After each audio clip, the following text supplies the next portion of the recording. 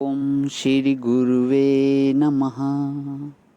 आनंदम् आनंदकर प्रसन्नं ज्ञान स्वरूपं निजबोधियुक्तं योगीन्द्रं ईशं भवरोगवैद्यं श्रीमद्गुरुं नित्यम् अहं नमामि।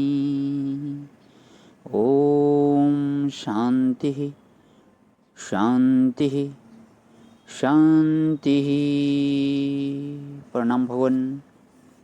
श्वेता श्वेत्रोपनिषद स्वामी श्री अखंडानंद सरस्वती जी महाराज का दिव्य ग्रंथ, जिसमें हमारा 29वां प्रवचन चल रहा। भगवान ध्यान का फल, अध्याय 2, मंत्र नंबर 14 से 17 की व्याख्या पेज नंबर 388 से आगे लेते हुए, पिछले वाला जो बहुत गूढ़ सत्संग था, जिसमें स्वामी जी ने बताया था कि अगर अभी कोई कामना या कमाना बाकी है तो वह कृतार्थ नहीं है।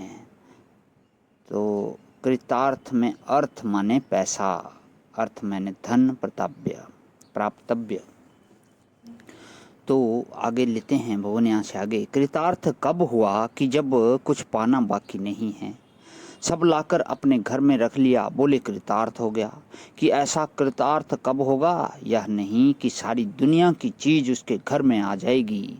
उसका स्वयं का आत्मा जब सारी सृष्टि में भरपूर हो जाएगा तो वही ब्रह्मलोक में ब्रह्मा होकर ब्रह्मा का भोग भोग रहा है, वही सूर्यलोक में प्रकाश रहा है, वही वरुण लोक में रस रूप हो रहा है, वही अग्नि लोक में अग्नि है, वही पृथ्वी लोक में पृथ्वी है, वही सम्राट है, वही स्वराट है, वही विराट है। वाह! वही सम्राट, वही स्वराट और वही विराट है। सब वही है, कुछ भी ऐसा नहीं है जो उसको अप्राप्त है, इसलिए कृतार्थ हो गया। कोई वस्तु ऐसी है ही नहीं उसके लिए जो अप्राप्त होवे। बोले कि अच्छा भाई, अब तो उसके लिए कुछ अप्राप्त नहीं है और परिपूर्ण है, लेकिन पहले तो वह बहुत दुखी था, तो उस दुख की कभी कभी याद आया करेगी कि हाय हाय, मैं पहले बड़ा दुखी था। परंतु दुख का स्मरण दुख ही है, क्योंकि जब दुखाकार वृत्ति होगी तब वह भूत दुख भी वर्तमान दुख सरीखा होकर हमारे अंतःकरण में भासेगा।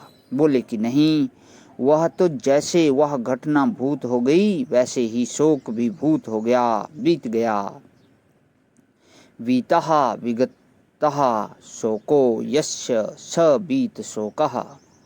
अब शोक उसके लिए एक विगत वस्तु हो गई, माने बीती हुई चीज हो गई, उसका संपूर्ण शोक निवृत्त हो गया। तरती शोकम आत्मवित, जो आत्मज्ञानी हुआ वह शोक से पार चला गया। तत्र को मोहा कहा शोका एकत्व मनुपश्यतः, उसको एकत्व का अनुभव हुआ, उसके लिए शोक क्या, उसके लिए मोह क्या।